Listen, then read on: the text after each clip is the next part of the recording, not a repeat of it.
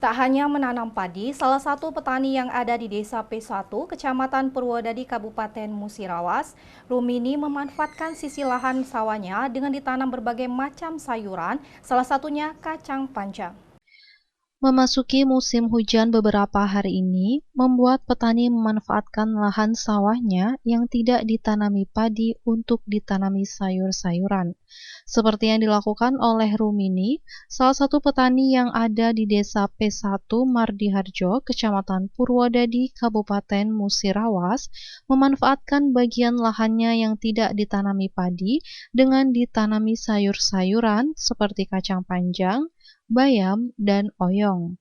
Lahan sawahnya yang seluas 1/4 bahu ini ditanami padi lalu dikelilingi dengan berbagai tanaman sayuran.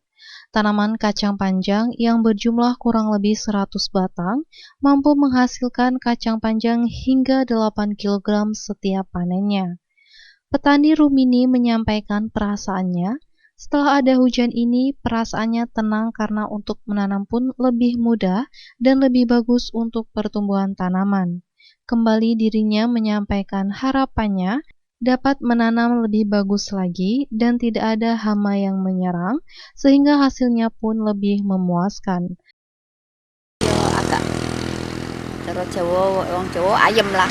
Ada hujan itu nanam-nanam apa-apa kan mudah, cepet tumbuh, hidupnya ya bagus kalau ada hujan.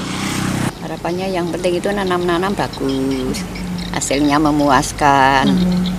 Kalau apa itu tidak ada hama-hama yang nyerang. Ayu Fitriani, Silampari TV, melaporkan.